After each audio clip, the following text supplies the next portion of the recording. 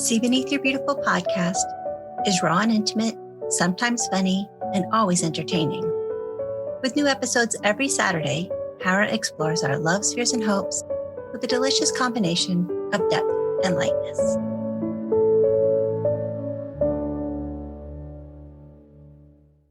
Hi, I'm Krisha Young, and my mom passed away 6 years ago. I think she was in her mid-60s, and I was 39 years old. My mom, unfortunately, had an addiction to alcohol. I mean, she was 22 when she had me. I think that for her, it was a matter of get me the heck out of the house. It was the 70s, you know what I mean? I think my grandparents were strict Catholic, all that. And she was like this rebel, very, very much like how I am. I couldn't imagine being in that kind of environment, right? So I have a soft spot for her spirit in a way. The unfortunate thing is just and my sister ended up being sort of like collateral damage in her desire to break free from whatever shackles she was part of because of that type of upbringing, right? So I think she just kind of was really, really unhappy and, not happy being married so young, not happy having children so young, living in the middle of nowhere. And, my mom's a very social person. And I think it really just got to her. Her and my dad weren't well matched. So there was all these things that were kind of stacked against her. And I think she just started to get involved with drugs and alcohol. And the next thing you knew, it was an addiction of hers. And that was basically her life. So she actually died from pancreatic cancer. She had tried many, many, many times to quit and went to rehab and all that kind of stuff. She just never was able to get to the other side of it. And so for me as a child, that was really difficult to be in that situation, right? Always being the adult in that and kind of picking her up off the floor every single day. And she could be like sometimes physically violent and definitely like verbally abusive. And, she was very much played the victim. And so it was like just that constantly every day.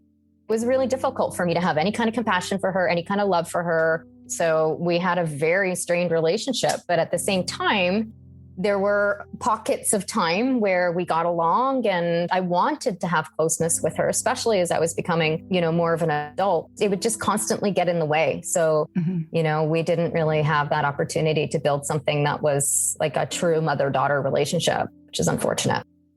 I think maybe that I reminded my mom too much of my dad because I kind of look like him, and maybe I behaved somewhat like him. And she just had so much anger about him that I think, when she saw me, it was just pure resentment, pure anger, so she rejected me quite a bit when I was a kid.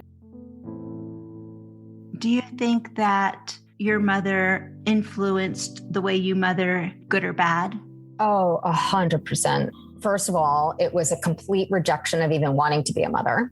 So I was like, I don't want kids. No way, man. I didn't understand. I didn't know how to be a mother. I didn't know what good mothering was. I had kids later in life. And then when my boys were born, it was actually the incentive that I needed in order to start doing the deeper work on myself. After my ex and I split, there was a period of time there where I was noticing myself behave in a similar way to how my mother was behaving. Kind of like, I don't want this responsibility was really strong. And thankfully, I had done like a ton of personal development and I was working with a coach and all that kind of stuff. So I was able to say, hey, I'm recognizing the fact that I want nothing to do with the responsibility of having children. And I need to work on that. It was really interesting to see that and to be able to break that pattern and how I was showing up as a mother and deal with the resentment that was coming up for me and the same sort of things. And so working with all of that really allowed me to be able to heal so much of the pain that I had from her and shift how I mothered my own kids. Even though I was really angry with her, and even though I resented her and we had this strange relationship, I was always trying to help her, probably save her. It wasn't healthy. I did have a level of compassion for her for sure. Not when I was a teenager. I hated her guts. But, as I grew up, I started to have more of a softness around it. And then especially like in the last few years before she died. Yeah. If she was alive today, if she was hanging out in the next room waiting for you, yeah, what would you want her to know?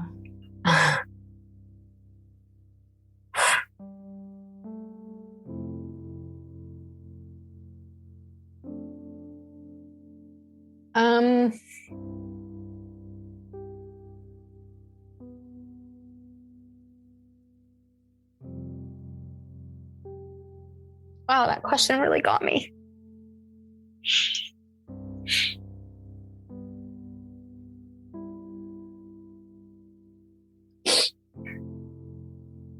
I'd want to just like talk to her about my day. The nuances that I just wouldn't talk to anybody else about. I'd want her to know like all of it, like all the nitty gritty details, and just like have that level of conversation with her and want her wisdom. Not that I need advice or anything like that, but just like, this is what I'm experiencing. And, these experiences are new, and I want to share that with her and just hear what she has to say about it. And if she had any wisdom, and hear about her experiences too, like. Yeah, you got me too there.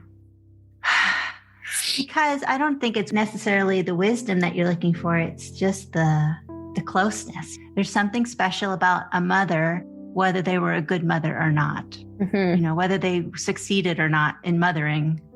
I think we all kind of want our moms. Yeah. Yeah.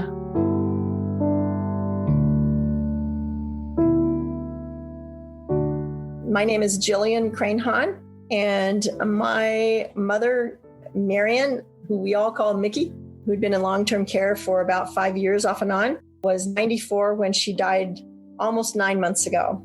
And I was and remain 70. She was in care off and on for 5 years. Gradually, though, she kind of slipped away, keeping in mind that at the same time in a parallel track, my sister and her husband were also in long-term care in a Center for Traumatic Brain Injuries in Vancouver. And they died first within 24 hours of each other. They died on the same weekend in mid-September. And then Mom went in October. Well, what were they in for? Short story is they were nearly beaten to death in a home invasion. Oh, that's so sad. I'm so sorry. Me too. Thank you. The best gift I got in my divorce in 1992, coming away from an almost 20-year marriage, was getting to know my mom as an adult, especially with a master's in counseling, which I didn't have as a child, obviously. I was so much more savvy about her issues and how she came to be the person she was. And I realized that I, in turn, would not have become who I am, except for the trials that she put us through. Going back to childhood, and even perhaps to the point where I left home, I would not have crossed the street to piss on her, to put a fire out. Oh, wow. I had a rough time. But the thing was, she didn't want kids. Oh. She didn't want kids, but my dad did. My dad loved kids, and he loved us dearly. And my grandmother, his mother, gave a lot of help raising us early on, and so on. Mom had grown up in abject poverty in El Paso, Texas, with a father who was a drunken gambler who was rarely there. He came home to knock up her mother, who was crippled by rheumatoid arthritis, to a wheelchair very young, and managed to still have 4 kids. My mom was the oldest, and she had to raise them all. And they were so poor that they ate other people's garbage, and they ate bugs and grass to stay alive, because there wasn't welfare in those days. And they weren't close to churches, because my grandmother's family is really heavy duty Catholics and my grandfather's family was Protestant. So the church threw them away. As I grew up and got to know her again, was what she did wasn't personal about me. I could have been Shirley Temple and she would have hated us. It wasn't hatred of me as a person. It was hatred of the fact that she was tied down with children when she had wanted so much more. She just wasn't kind. Is that what you're saying? She was aloof. She swore at us a lot. I went through a windshield when I was 8.5 months old and broke my legs. So I had a head injury and broken legs. And I was in the hospital off and on for the first 2 years of my life. What kind of accident was that? drunk driver T-boned the car that I was riding in on the lap of the woman in the front seat, who is my best friend's mother. And all of us were ejected out the side. My father, who was working 2 jobs and going to Whitman, had asked our friend Jack to pick up my mom. It was my mom's birthday weekend and take her for a drive. He picked her up in the mid-morning, and then they were going to go to lunch. And as they were coming out of the park, I guess, very slowly, a drunk driver sped through and hit us all. A guy trying to avoid the wreck swerved around the wreck and ran over my legs. Gosh. I spent a long time in traction. That didn't help. Medical bills, no insurance. And of course, as a drunk driver, he had no insurance. There wasn't a law against being a drunk driver in those days. So there was no recovery. My father dropped out of school in May of his senior year and took on another job to keep us fed and pay the bills. My mother, I think, was not happy about that either. Because she saw him less? But she saw him less, yeah, and she had a very cranky, hurt baby to take care of, along with my sister, who nearly broke her neck. Ended on the curb on the side of her neck.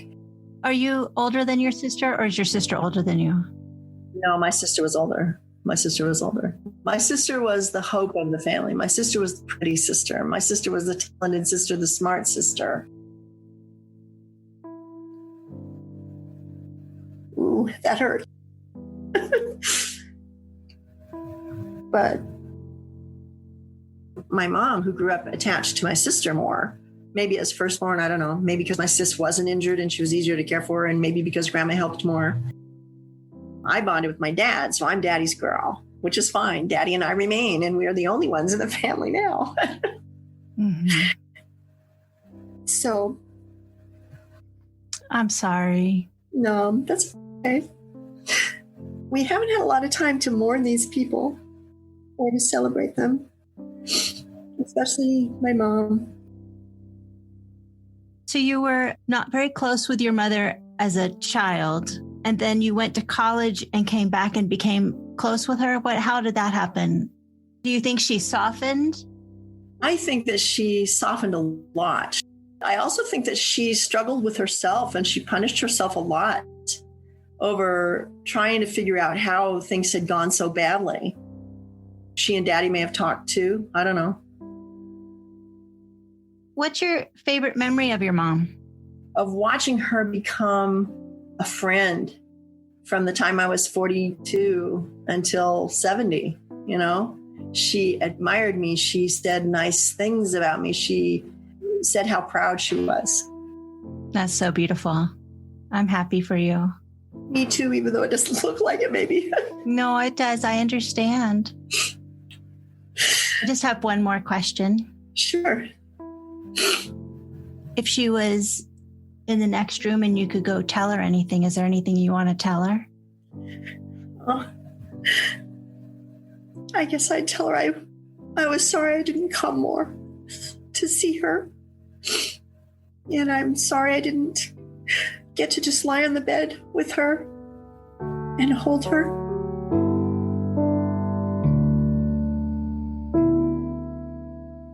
Hi, my name is Amber McKenzie, and my mom passed away 5 years ago when she was just 68 years old, and I was 41.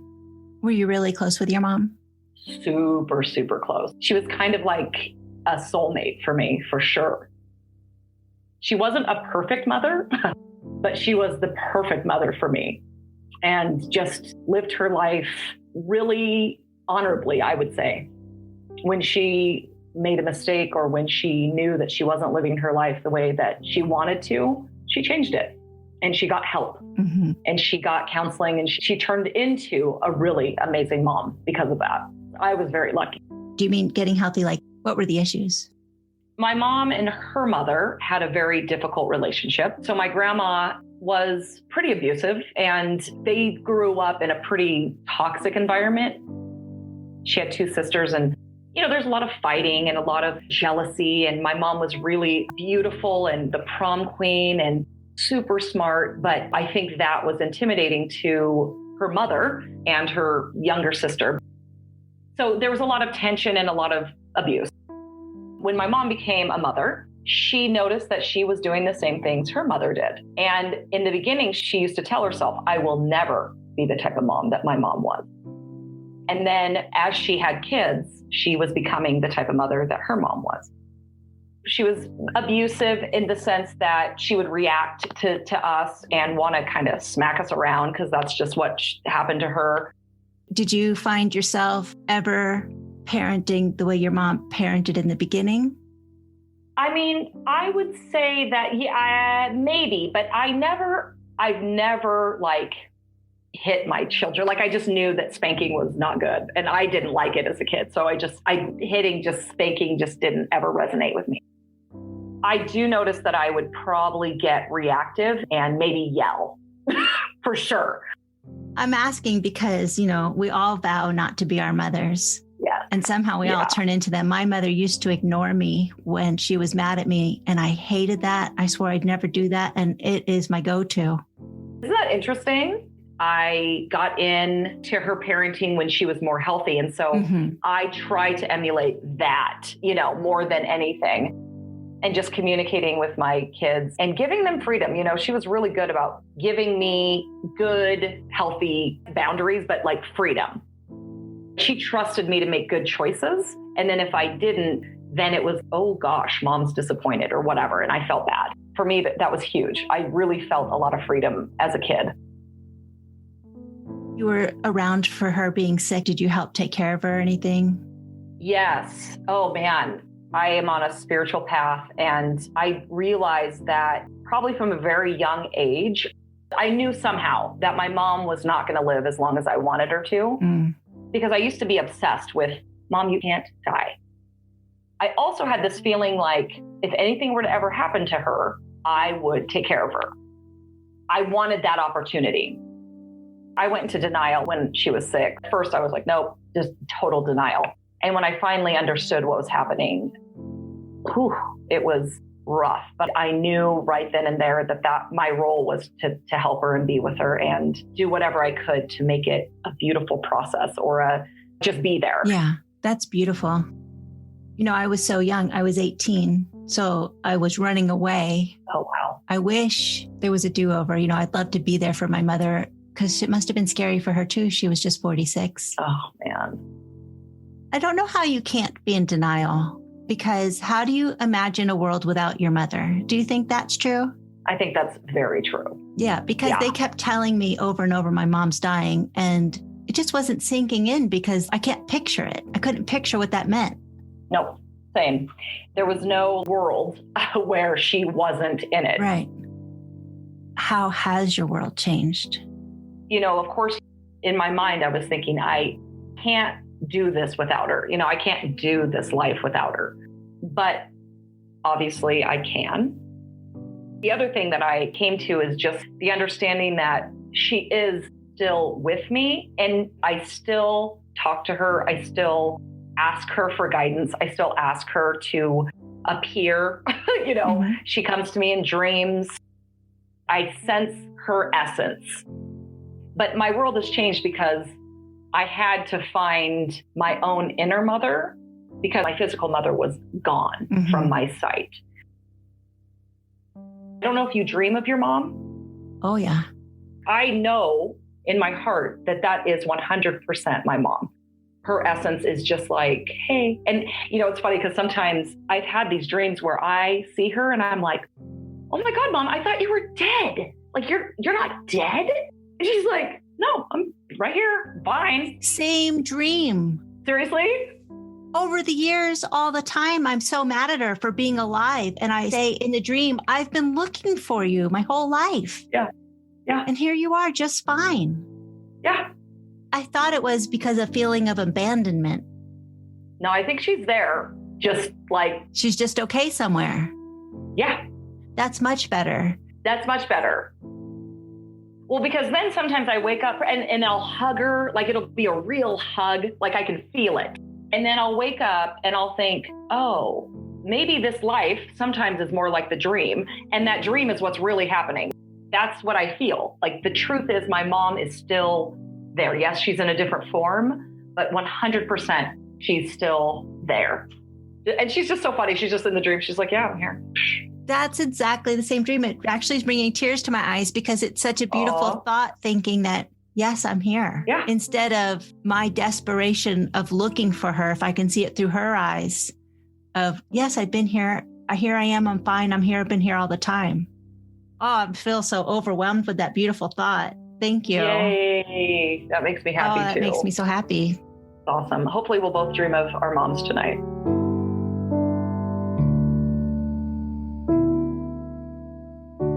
I'm Judy Rabensteiner Prayers. My mom passed away 46 years ago when she was 52 and I was 12. One thing I regret is not getting to know her as an adult. Only knowing her from getting sick when I was 9. She had breast cancer and she was in and out of the hospital quite a bit those 3 years before she passed away. So yeah, I just wish I could have known her as a grown-up. I think that all the time also. I mean, you were even younger and I was a bitchy teen. Right. Well, I was kind of a little rapscallion myself, even at that young age. And I think mothers and daughters have, at the same time, they love each other so much, but then at the same time, they also butt heads. Yes, for sure. And I can say the same for even my own daughter and myself. Yeah. The more time that goes by, the more I realize how much influence she really had on me, even in that short amount of time. For example, I went back to Atlanta for my sister's wedding, and my cousins hadn't seen me in a really long time. But one of my cousins there, Joyce, when she first saw me, she was like, "Oh my gosh, it's like I'm seeing your mom walk in the room." She said, "You look so much like her." That's just physical, right? But we used to go visit her on Wednesdays. That was our day to go. And she used to play anagrams with me. And so I'm positive that caused me to just love words and language. And the other thing is she was just super straightforward. And I appreciated that so much because so many of the adults in our lives were telling us, oh, she's going to be fine. You know, she's healing up. And she wasn't. And I could tell she was deteriorating by her looks and loss of hair and all that. And so one day when we're playing anagrams, I said, "Mama, are you going to die?" And she said, "Everybody's going to die someday." And so she was the only one that really said yes to me. And I appreciated that. Yeah. Did you worry about being 52? Absolutely. Creeping up to that age, I was like, okay, when's the shoe going to drop? And it came and went, and I'm now 6 years older than she was when she died. I think that every year is such a blessing. And I can't believe I get to be this age. Right. And what she would have been like at this age. Yeah. When I hit high school and they started having mother-daughter luncheons, for example, or my mom's taking me dress shopping, or my mom this and that, and I could never join in those conversations. Mm-hmm. It started to really hit me. And then at some point I realized, well, she won't be at my wedding. She won't be there when I have babies. And that's when it really hit home or made me kind of grow up really fast. How do you think it's affected you in terms of people not understanding what you've gone through? You know, somebody once told me I bring it up too much, that I play a victim, which I don't think that at all. I think I'm a woman who misses her mom. And I'm still succeeding in life. But the truth is, I want my mom. Yes, absolutely. I thought about that. And I guess at one point in time, I might have been self-conscious about bringing it up because I didn't want exactly what people are saying to you, that, oh, you're such a victim. That's the one great thing about getting older is I don't really care what people think. If I want to say that I miss my mom, I miss my mom. I'm going to say it. But there's some grain of truth in that at certain times. If I would get sad, whatever had just happened was piling on to the other stuff that's happened to me in my life. Because I've had other deaths too. All my grandparents were gone by the time my mom died. Then I had a friend, she died in a car accident. Oh. Death has played a pretty frequent role in my life, starting really young. So I guess at times I did feel resentful when I would see people going to visit their parents as an adult and their parents are still both there and together. And I would maybe have a little pity party for myself. Like, I can't do that. I don't think it's a pity party. I think I'm mean. I'm jealous as hell. Mm-hmm. And when people our age still have their parents bailing them out and shit. I'm just so jealous. Right. Nobody's bailed me out, let me tell you. You know, you talk about being jealous of people. I couldn't be bothered with hearing about my friends' bridal showers and their weddings. I was just like, Right. I had no time for it. I just didn't want to hear about it because I had other things to worry about. And I was jealous too. I wanted mom to go take me shopping or whatever. So, I mean, that's probably the bratty side of me. You do look at things, I think, through a different lens a little bit, and maybe a little bit more gratitude for things that do go your way, you know, that other people take for granted. For us, you and I, at least, every year we are a year older than our mothers. We're just like, oh my gosh, what a blessing, right? Yes, absolutely. If your mom was here, what's one thing you'd want to tell her? That I love her. If it was just a one chance visit that I had, I would tell her thank you for everything, and especially with regard to language and reading and spelling and poetry and all of those types of things, because she really was a major influence in that regard. I'd also tell her how much Daddy loved her. That she probably already knew, but that's something that sticks with me. That Daddy loved her, did you say? Yeah, I tell her Daddy loves her because I think toward the end, she was sort of mixed up and he was so sad that, I don't know, the two of them together wasn't the best for either of them. But I know they loved each other. That's not the issue. It's just, I hated that she went out of the world kind of being a little bit, I don't want to use the word dementia because it could just have been the result of, you know, heavy medication. Mm-hmm. But at the same time that, you know, Daddy had to see her go that way. We all did. She probably didn't see the world clearly as she had when she was younger.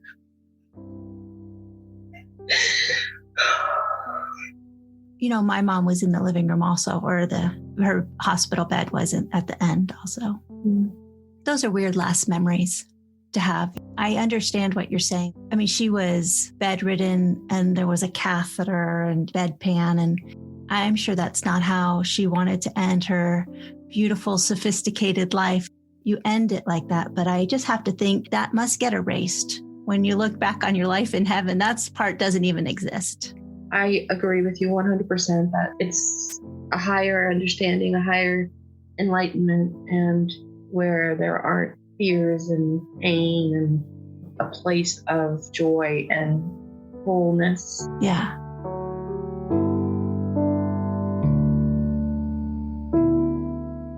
My name is Janet Gracie, and my mom died a year ago. She was 79 and I was 52. Were you guys close? I believe so. Why the hesitation? I know for sure my mom and I were close, and I know that I kept her at a bit of a distance most of my life. Yeah, we were definitely very close and in each other's lives often, and a very deep love. And I can't tell you how many times, even still a week, I think I'll just call Mom and tell her, diddy, but then I go, oh yeah, you can't. Yeah, I'm sorry for your loss. I really am. And it's so new. No, thank you. Do you mind me asking why you kept her at a distance? I think it had to do with events in my childhood where I lost some trust, even though she was the most generous, giving, loving human being ever. Maybe it could have just been because she was just so darn busy and raising 3 kids on her own and providing for us in an incredible way, but I just wish there was a little bit more playtime and fun time. And so I just think I built up a little barrier. I didn't really recognize it until this past year. Oh, do you have children? I do. I have a daughter. She's 20. I'm asking because, you know, my mom wasn't present. Boy, I had a lot of anger towards her most of my adulthood because she wasn't there for me, even when she was there. Mm-hmm. And then I was a single mom parenting 2 kids, and she was a single mom with 6 kids. And I've just been more forgiving as the more I parented. So I was just wondering if you were also a parent and if parenting has changed your thoughts of her at all. I know now the depths of her love that she has for me. Mm-hmm. If you have a good parent that's in your life and provides for you and loves you and supports you and is always there for you, I didn't really recognize the depth of it until I had my own daughter, and then I could go, oh, okay, so that's how you feel about me. Exactly. What's different for you with your mom not there? One thing is I feel like I'm the last gatekeeper now. I am the safety net. I am the last stand. There is nobody behind me supporting me. If something goes wrong with me, I know I have my brothers. I know, worst case scenario, they would help me, but I still feel very, very responsible. I always knew my mom was there if I ever had a thing.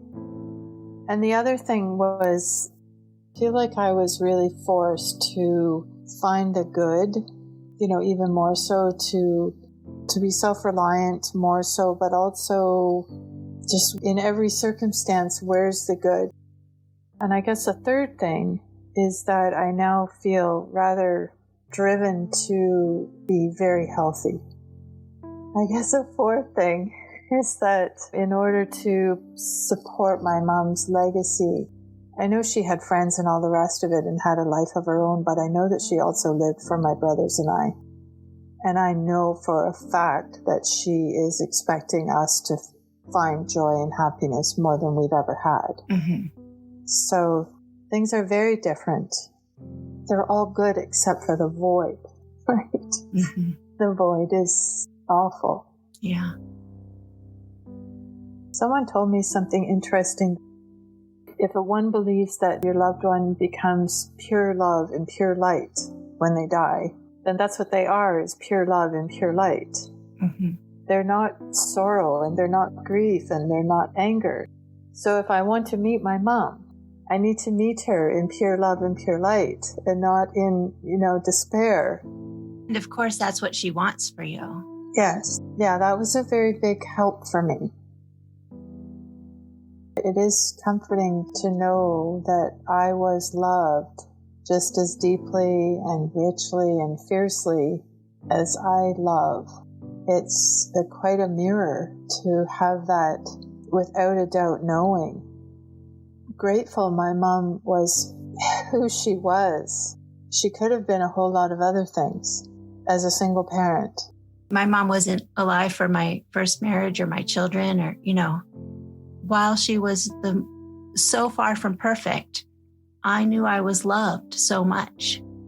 That's why the topic fascinates me, and I want to talk to everybody about their moms because there's nothing like having her or losing her. Mm-hmm. I joined a support group, and the facilitator explained to me that you need to talk. Right.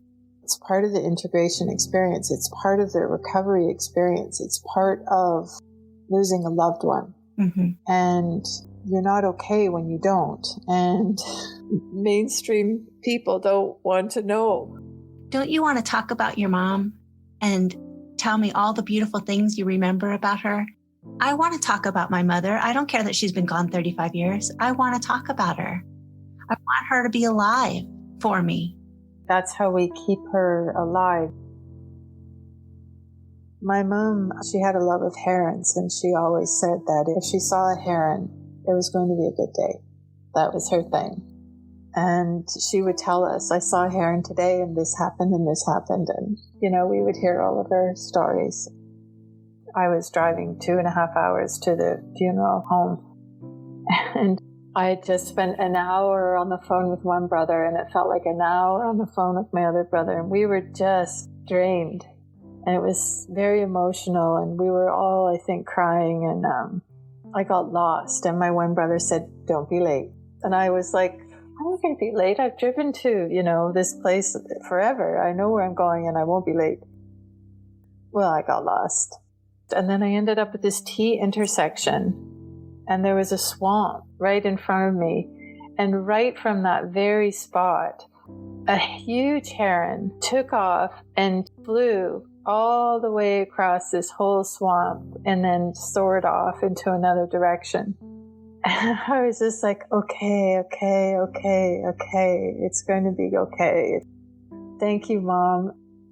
And I told that part of that story in my eulogy for my mom. And then when my mom's best friend hugged me, she said, I didn't know the story about herons, but I've been seeing herons ever since your mom died. Awesome. And I don't think you got lost at all. Right. You know, when you know how to get from A to B, Yeah. you can do it blindfolded and you get turned around. It's like, okay, well, this obviously was meant to happen. It was a lovely gift.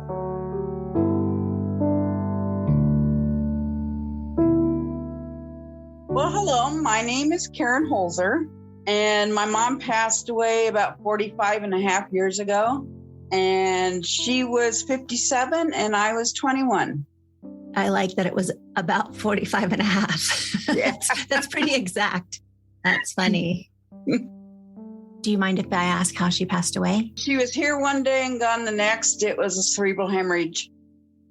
I think it was really most hard on me because a few weeks before she passed away, I had a really bad dream that I've never had before or since then, where it woke me up and I was sobbing. And I dreamt that she died. Oh, And that we were sitting in the funeral home talking to the guy in there. And then he took us into this other room to go pick out caskets. And that exact same thing happened like 3 or 4 weeks later. oh, wow. I blamed myself for a lot of years. Oh, you did? Because you dreamt it? Mm-hmm. Did you think because you had a premonition, you should have been able to prevent it? I guess maybe I did tell her about it. I was told by my dad that she took out more insurance on herself after that.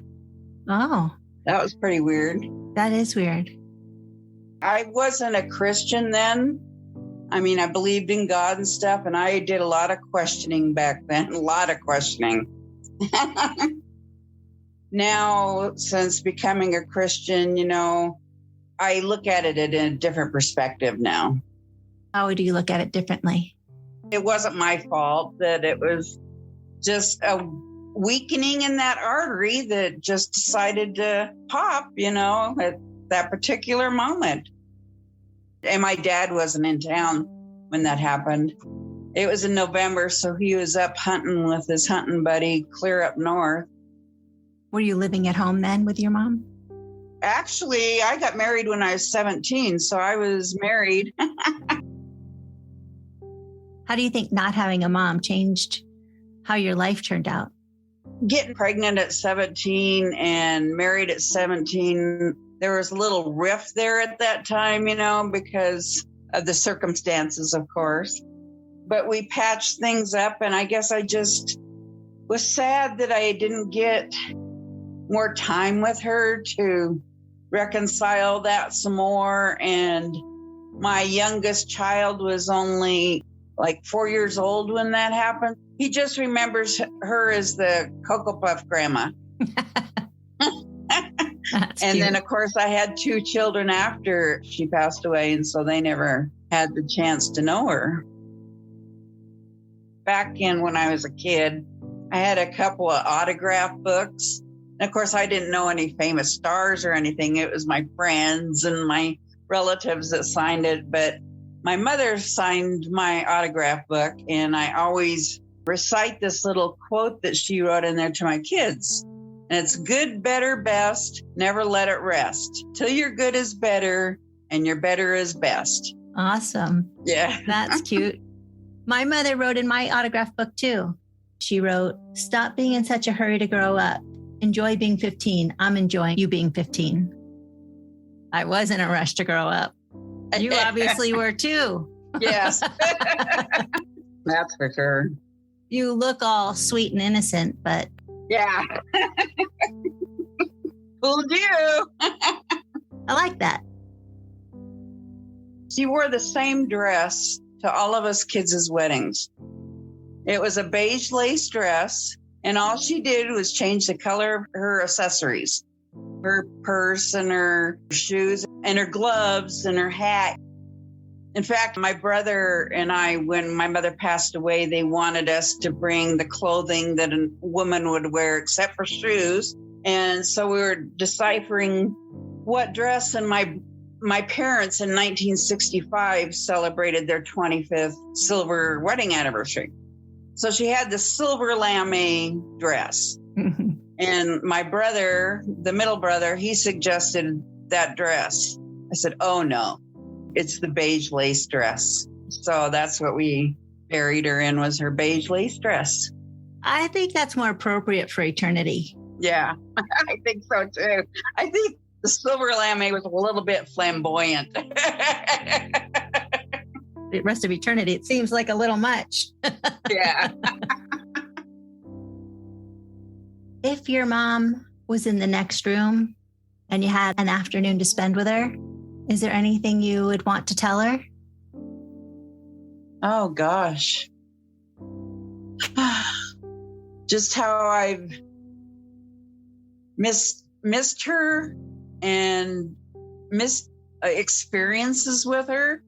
You know, her being there for the birth of my other children and seeing them grow up into the fine adults that they are. And of course, my mother, I think she'd be almost like 104 or something like that now, but No, she's back, but she's 50, in her 50s. yeah, it looks better than she did at 57. So Is 57 younger than you? yes, 10 years. I freaked out at the 57th birthday. Oh, you did? Me too. My mom passed away at 46. And from 18 to 46, I worried about turning 46. Did you do the same thing? Me as well. Yes, yes. Are you ever jealous of women who have their mothers? Oh, yes. I don't feel good about it, but it's just definitely true. Yes, yes. Is there a story about your mom that you like to tell? When I got married, we were up in a separate room in the church, you know, getting all ready and everything. And my mother was so flustered. She wanted to put the veil on my head, but she was so flustered, she was putting it on my brother's head instead. We got a good laugh out of that. Yeah. That's so funny.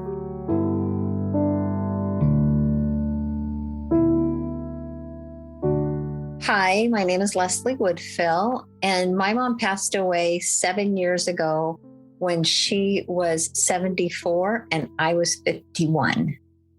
Were you guys close? You know, before she was ill, or before I realized she was ill, it seemed like we were growing closer. As a child and teen and young adult, it was sort of a testy sort of a relationship, as moms and daughters sometimes are.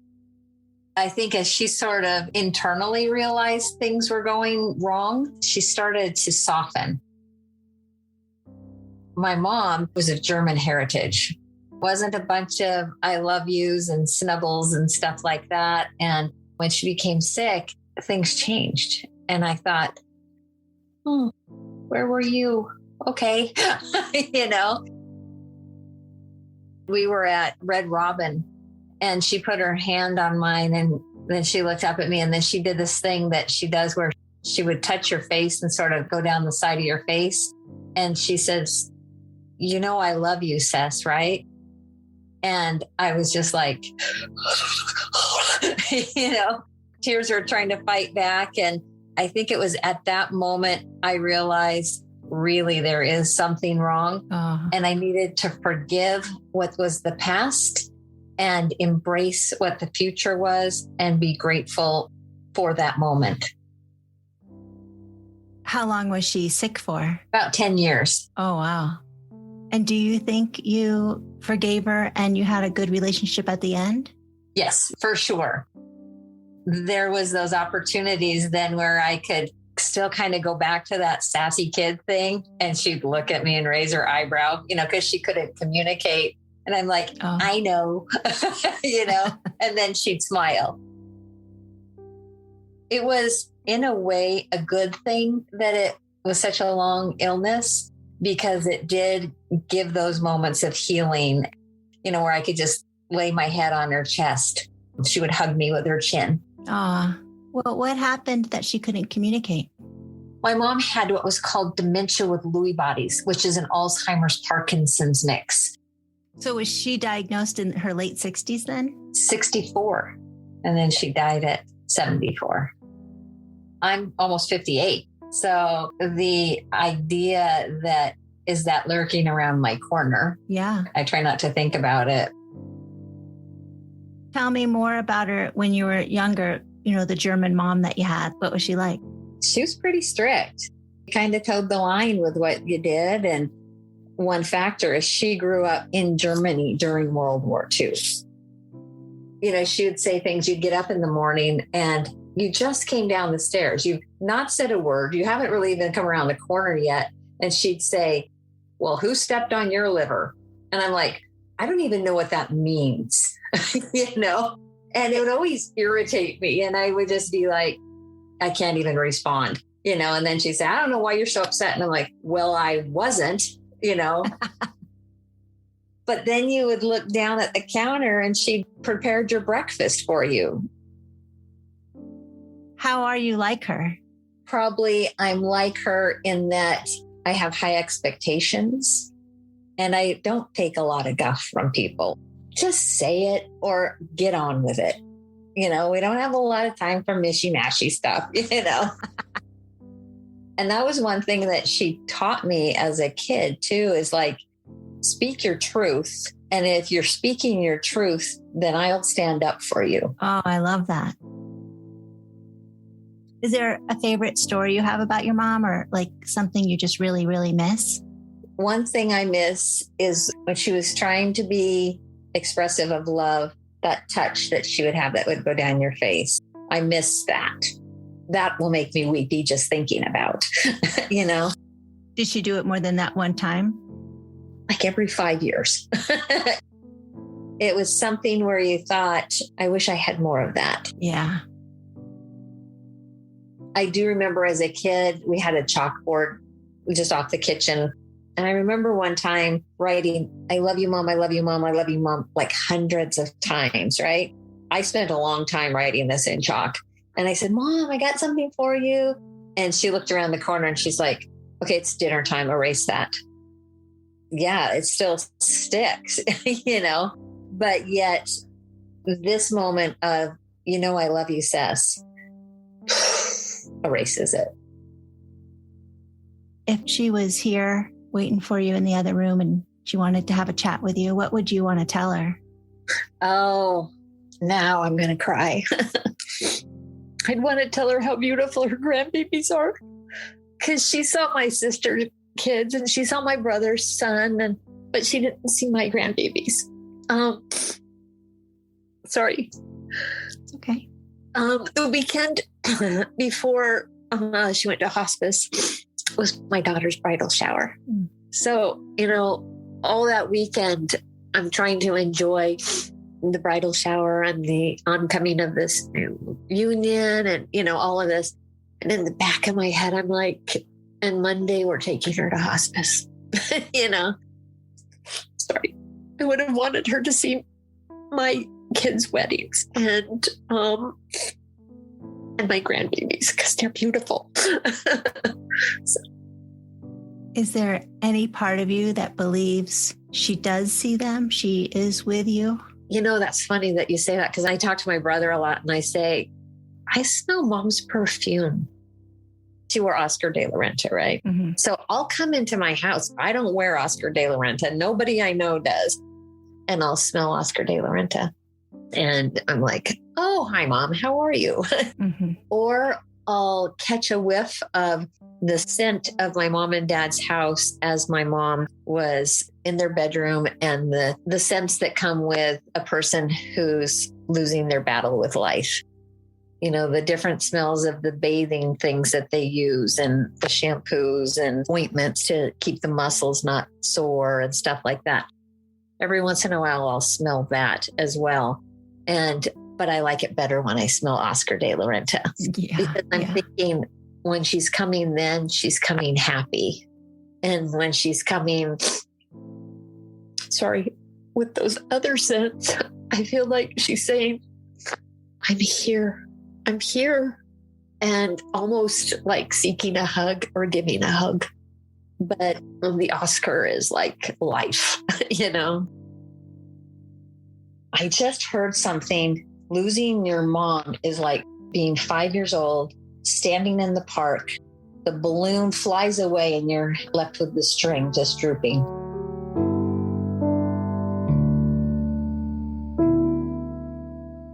Hi, I'm Carrie Miller, and my mom passed away 5 years ago, and she was 62, and I just shy of my 40th birthday. She had a massive sudden heart attack. She hadn't seen a physician in probably, I'm going to say at least 10 years with, sort of some moves that she did, and she never found one in her area, and some procrastination and stubbornness and that kind of thing would have been probably noticed with some blood work and a physical or that kind of thing. So for a long time, she was probably dealing with some major arteries blocked in her heart and then the effects of that. So yeah, she went to the washroom after a really day of not feeling well, collapsed, and my brother found her, and that was it. Are you upset with her that she didn't go to the doctor? I was really angry, actually. I was really angry that how dare you not take care of yourself because you're leaving your grandkids and, you're not going to see things with your own children. But after I think some time has passed and just doing some shadow work on that, like, why does that trigger me so much? It really isn't about me. That was her life to live. It's her journey. It might be my journey to deal with some of the things unresolved from that and with her, but I can't hold that against her. Were you guys close? At the immediate time around her death, no, only because she was abusing some alcohol at the time, which didn't help.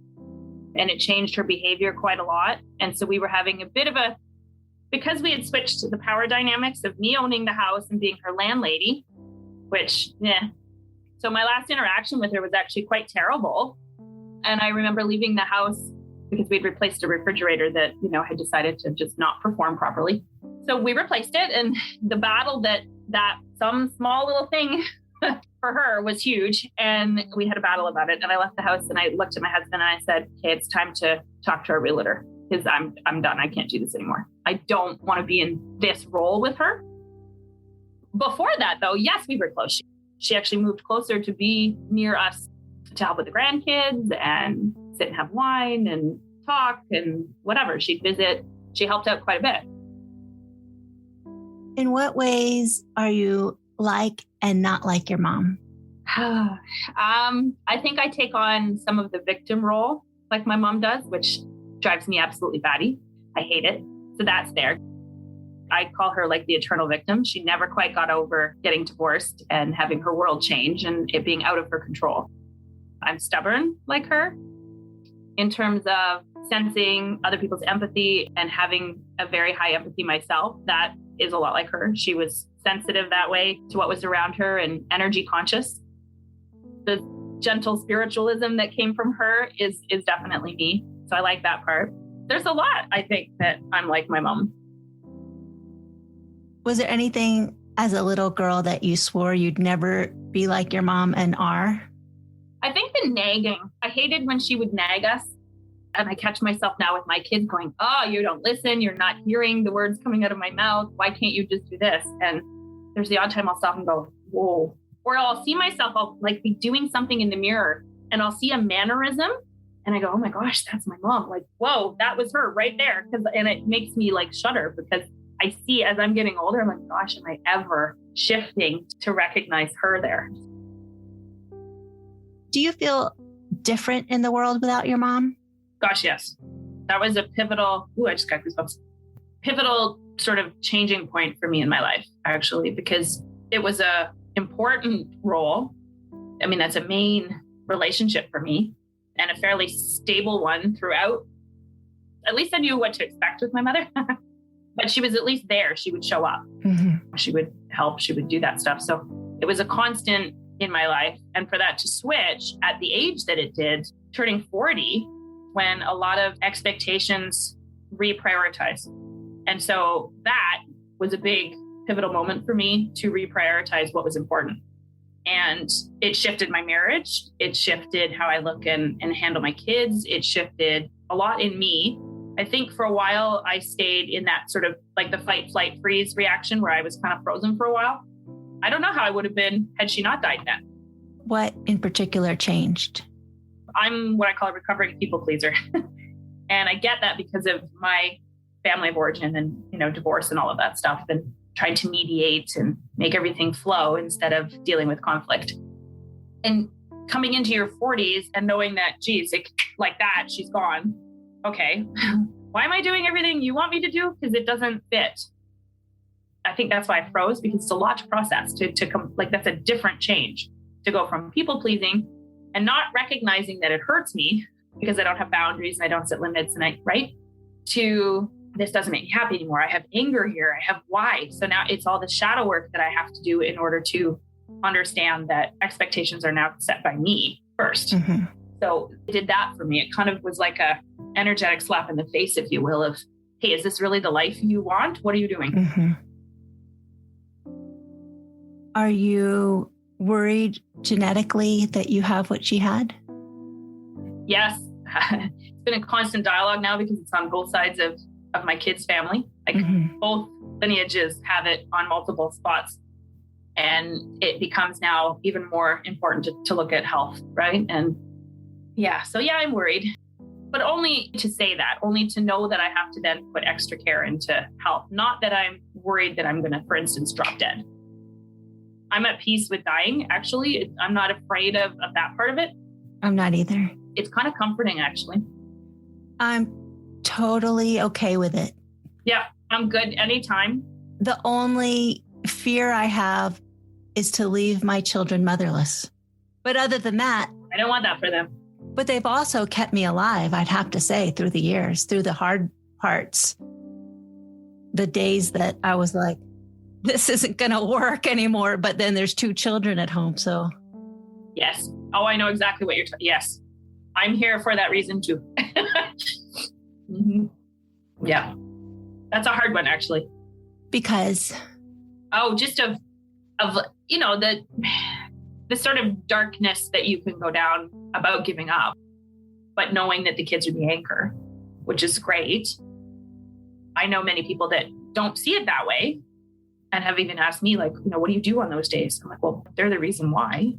I can't imagine. But I mean, in terms of losing parents, it's kind of a rite of passage for the kids coming up, actually. When I had said sort of my goodbyes to her in the first month after she left, because she kind of energetically hung around. I kind of felt her. I, had an apparition of her and everything. But then there was this like weight that lifted, and I got this sort of feeling of, well, now it's my turn. It's my time now. I'm out from underneath one parent at least, and it's just me. Mm-hmm. I'm responsible. It was an interesting switch. Like she died to make way for me to start to live my life.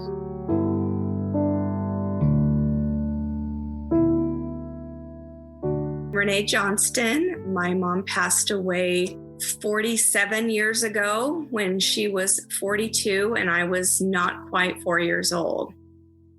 She had liver cancer. Do you have any memories of your mom? I do have a few. I remember I had a terrible dream. Okay, well, first of all, my Yahoo brothers were watching me. She was working one night and they were watching me, and they allowed me to watch Rosemary's Baby. No. I must have only been like 2.5, 3 years old. I mean, I was little. Big surprise. I had nightmares. Yeah. And I remember her coming in and comforting me and going out to the kitchen with her and her giving me a baby aspirin, telling me that would make it okay. And that's sweet. That's cute. I remember some bits and pieces of holidays, Christmases or Thanksgiving, trying to sneak peas into a napkin and walk them to the bathroom and getting busted. And remember that we used our good china. It was decked out and beautiful. Yeah, a handful of silly little things like that. At some point, having lost her so early, it starts to get a little blurry. Like, is that an actual memory or is that a story somebody told me? So I'm literally only telling you things I know for sure I remember, and then over the years I've heard a lot of stories about different things that make me smile when I hear them. Yeah. How do you think your life is different without your mom? Gosh, I mean, it would have been radically different. My mom's family was a big family. She was the youngest of 9 children. They were beet farmers. They were very ingrained in the community.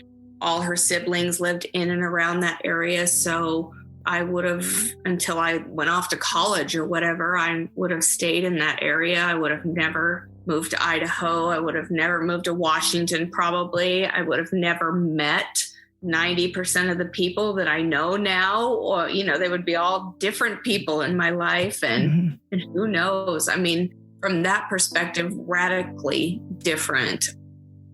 As far as who I am, gosh, that's just another matter entirely.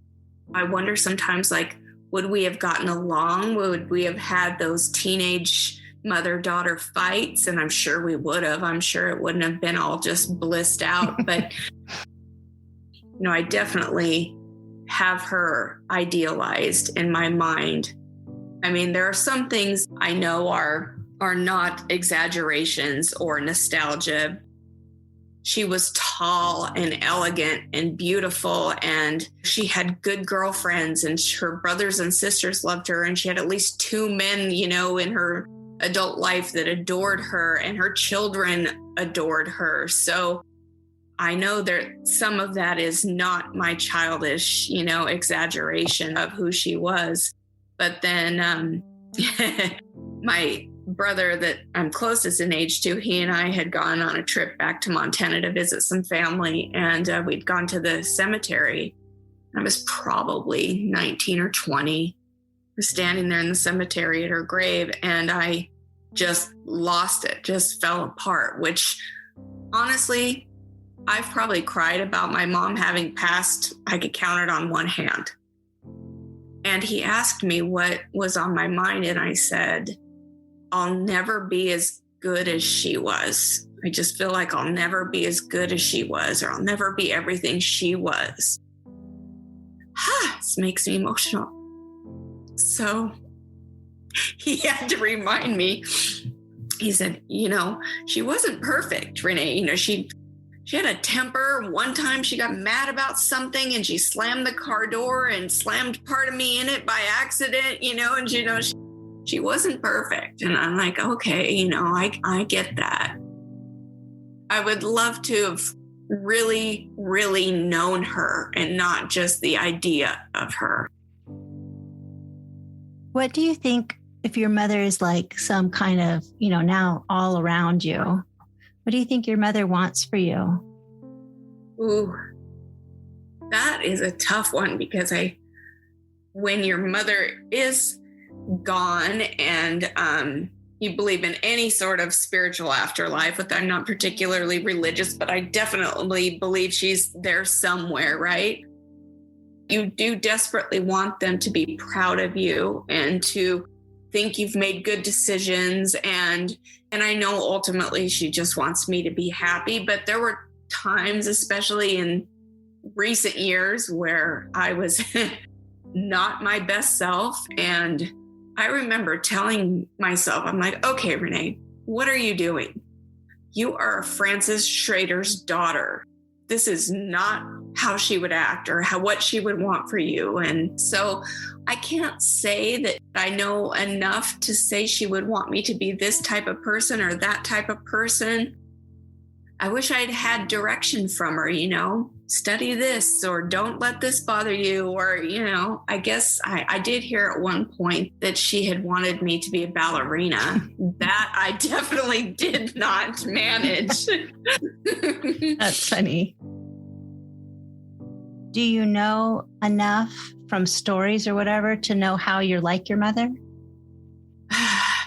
Yeah, a few little things. Physically, how critical we are of our own looks and bodies and things like that. Well, one of the things I actually like about myself are my lips. And I think it's mostly because they're my mother's lips. Mm-hmm. And, if you see photos, it's very obvious. Our eye colors are very similar. She was a redhead, Mm-hmm. that kind of thing. From a personality perspective, I told she had a very, very sharp wit. And I like to think that I have that trait. Again, I hope that I am even a fraction of the strong, loving woman that she was. I hope that I have those traits, maybe to a lesser degree. I want to mother you so much right now and tell you how perfect you are, exactly the way you are. And I know your mother is thinking that. Yeah. She is so proud of you, exactly the way you are. I do believe that she loves me, but I can't draw on the experience of being loved by her. It's not a feeling I can recollect in my being. Yeah. Oh, I totally understand. I'm so sorry. If she was here, like in the other room, and you got to hang out with her, is there anything you think you'd want to say to her? I would want her to know that I missed having her in my life.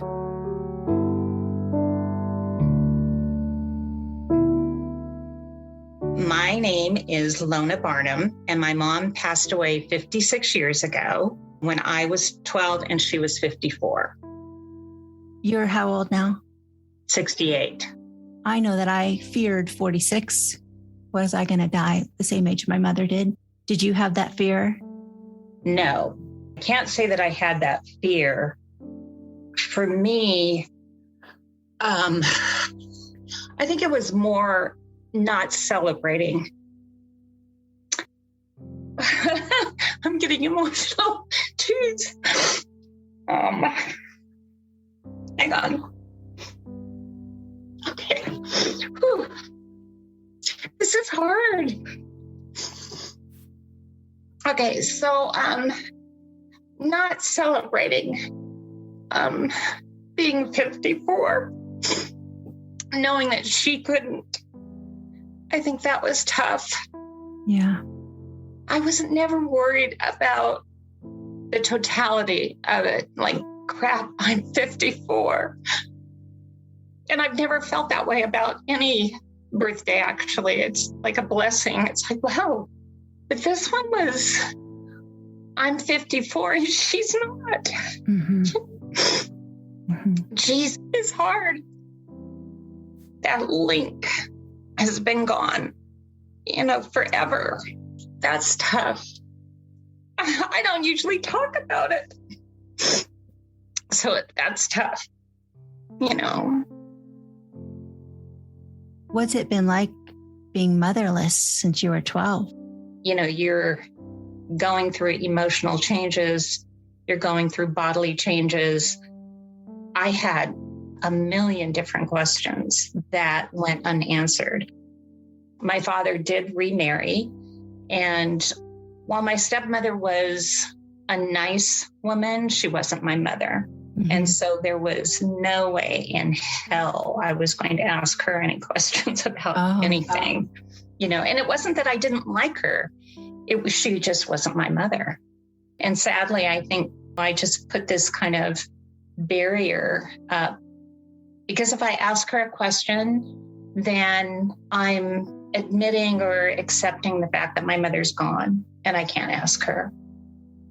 So I sort of stumbled my way through a lot.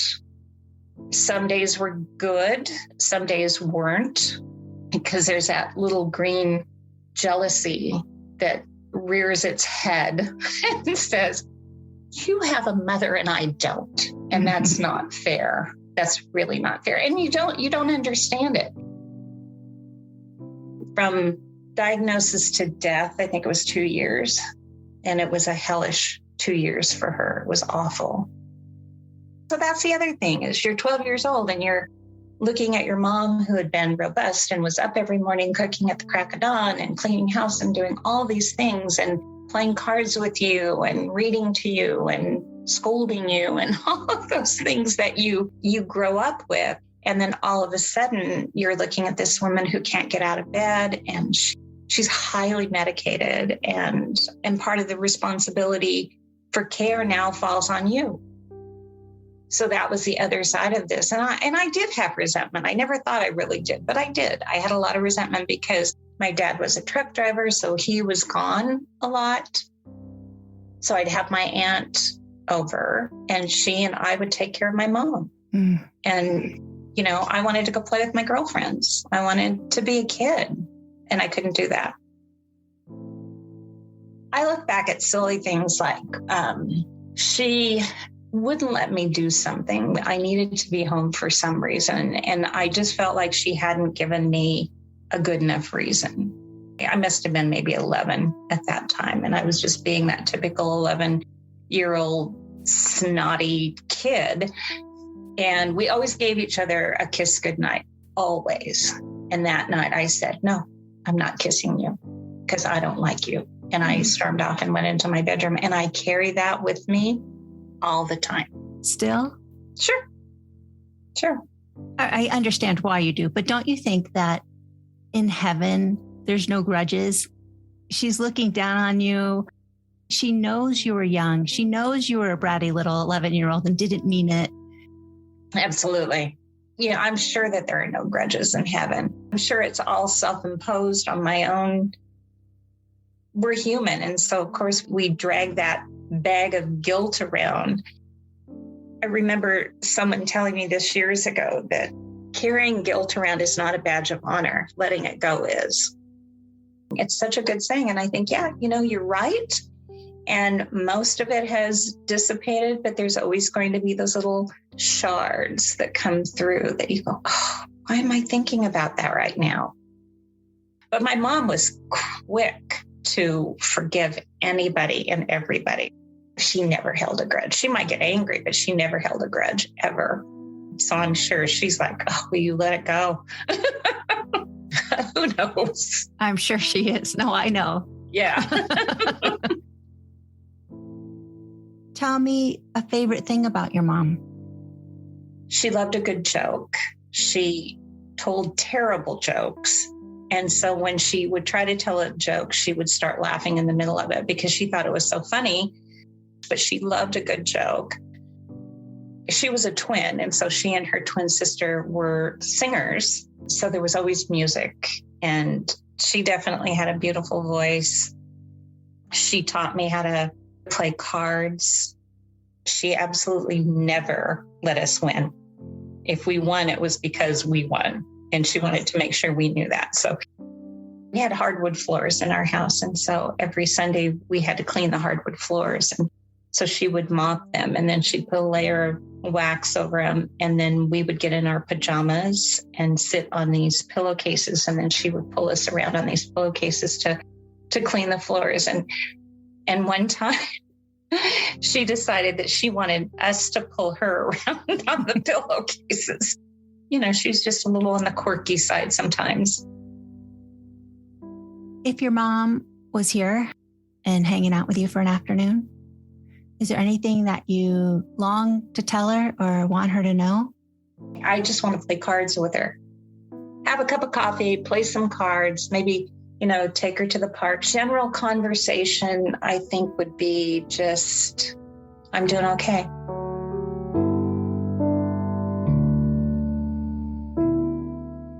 Hi, I am Emily Britton Arnold. My mom passed away 5 years ago when she was 56 and I was 36. She overdosed on medication. Oh, intentionally? I believe so. She took a bottle of Tylenol and a bottle of Benadryl. Yeah, she was living in a homeless shelter at the time. Oh, she was? She was a drug addict, so it was no surprise. Mm-hmm. How long had she been in the homeless shelter? She had been in and out of homelessness for roughly about 10 years prior to that. Was that part of your childhood as well? Yeah. So what happened was my mom was a CNA in a nursing home.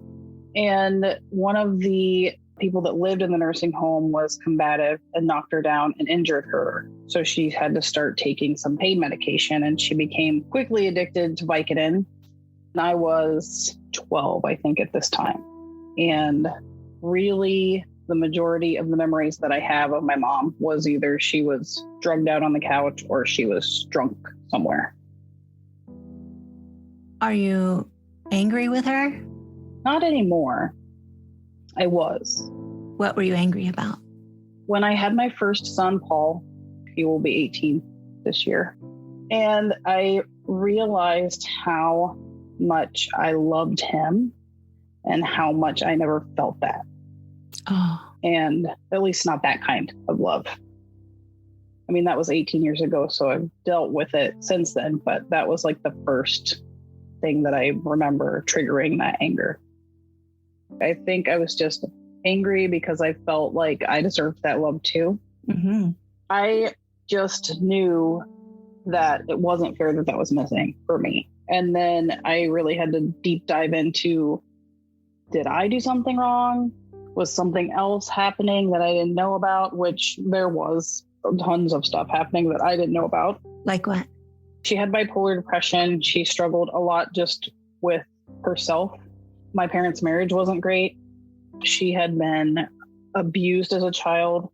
She had been neglected as a child, and she had demons. I mean, she really did. She was tormented.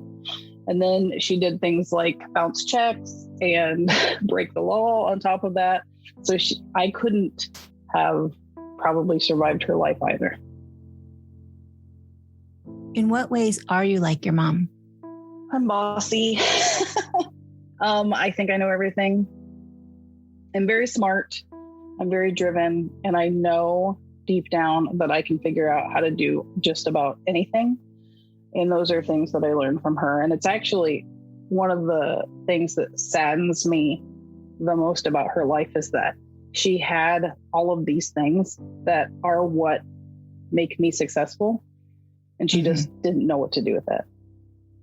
But I also see her when I look in the mirror a little bit. I look a lot like her. And before, just struggling with my own stuff, when I would lash out in anger or yell at my kids, things like that would remind me of her. And those were the things that I hated. Do you feel any sympathy towards her? I do, a lot. She lived in a time where she didn't have help accessible like we do now. And everything that she was going through was very stigmatized and wasn't okay to talk about. And I think that she found the escape for her life in the only way that she could. Is there anything you miss about her? This sounds horrible, but no, not really. But I think I never knew her. I think that she was never really herself. I don't have any happy memories about my mom and my childhood. I know that they're there somewhere. I just can't remember them, but I know that she's in heaven, and I know that I'm going to be there with her someday. And that's like one of the things I look forward to the most is getting to know who she was, because I never knew. If she was here now, is there something you want to tell her? That I forgive her.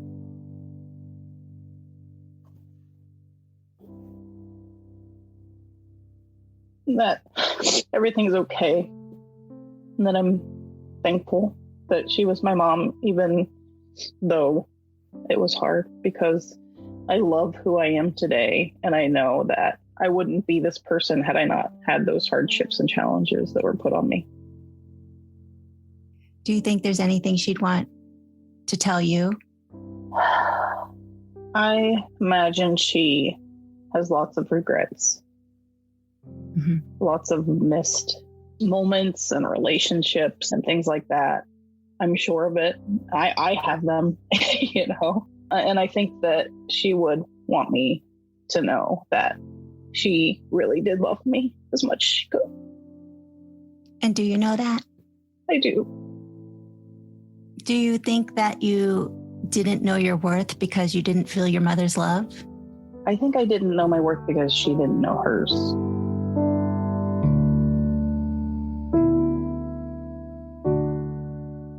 Hi, my name is Cecily Mathis, and my mom passed away less than a year ago when she was 73 and I was 46. She passed from a stomach cancer.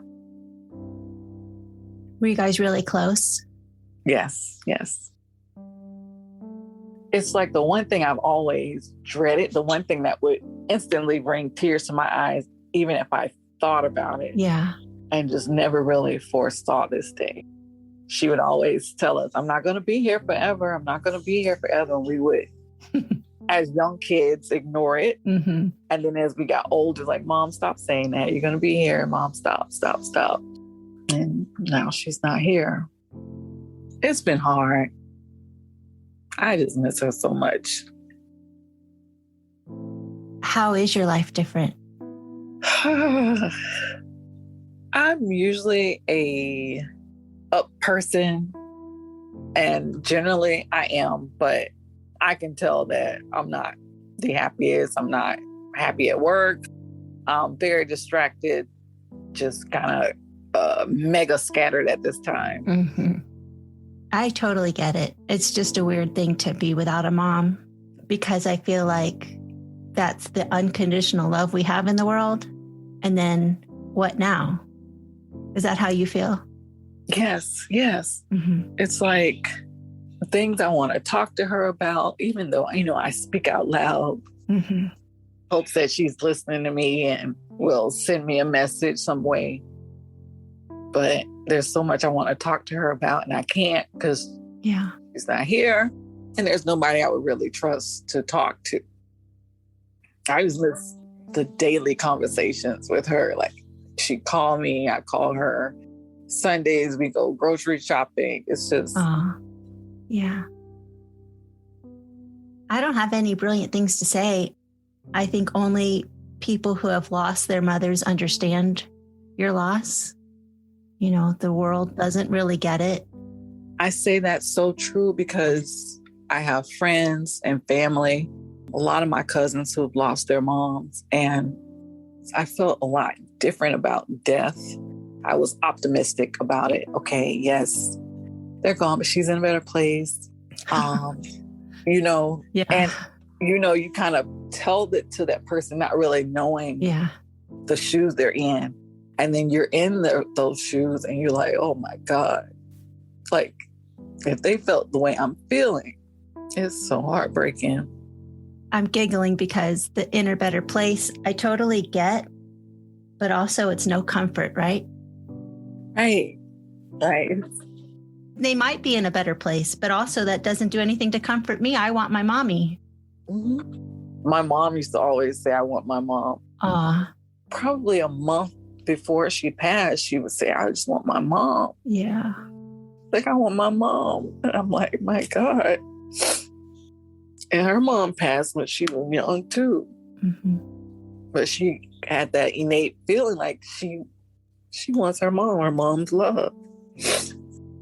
I like knowing that your mom wanted her mom, even though it's sad. She said those words. And it was like, wow. Like, it's been years. If she was here, is there something you'd want to say to her? Yes. Yes. I would just express my love to her. Any apologies where she felt like I wasn't there for her at any time, where she felt she needed me. I just tell her that even growing up, we were close, teenage years, there's those battles, right? But in my adult age, I used to always say to her when she'd say something, I'm like, Mom, you're right. You remember you said that? You're right. You were right. And she chuckled and laughed, just like, I'm telling you. And I would tease her like that because she would really be right about everything she would tell me and my sister and my brothers. It's like, Mom, you were right. You were right. And I would tell you, Mom, you were right. You weren't going to be here forever. I'm so sorry for your loss. Thank you. Mm-hmm. And I'm sorry for your loss too. Thank you. Or what's just something you really loved about her? I love growing up to watch her get ready to go out or put on her makeup and get dressed up, and she put on her wigs and things. And of course, I'm waiting for her to leave because I'm going to go right behind her and play in the makeup and get in trouble the next day, but I would still do it. I love that memory about her. She was such a giving person. And I used to always think that, Mom, you're like bothering people. Why are you? But she genuinely cared for people and their well-being. And I get it now. Like, I get it. And it's instilled in me now. Like, whenever I'm doing something, I'm like, I know I'm doing this because I know my mom would do the same thing. There's so much Hera that I adore and love about my mom. Are you turning into your mother and you're happy about it? I am turning into my mother and I'm happy about it. I hear her when I talk all the time. I'm like, oh my God, that's Mom. I sound like my mother. And my friends say, you sound just like Miss Bessie. When I'm talking sometimes, I hear her. It's unbelievable.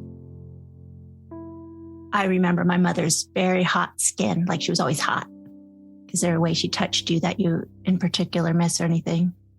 I miss her hugs. Mm-hmm. My mom was always so soft. Could snuggle up to her. Mm-hmm. I've never left Florida. I never wanted to leave. I never wanted to leave my mom here. I didn't go off to school or anything. I'm like, I want to leave my mom. Aww.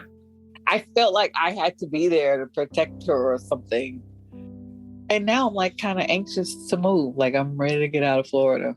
But where will I go? Anywhere that's not humid and I don't want to be cold. That's the thing. Oh, like, yeah. Now where am I going to go?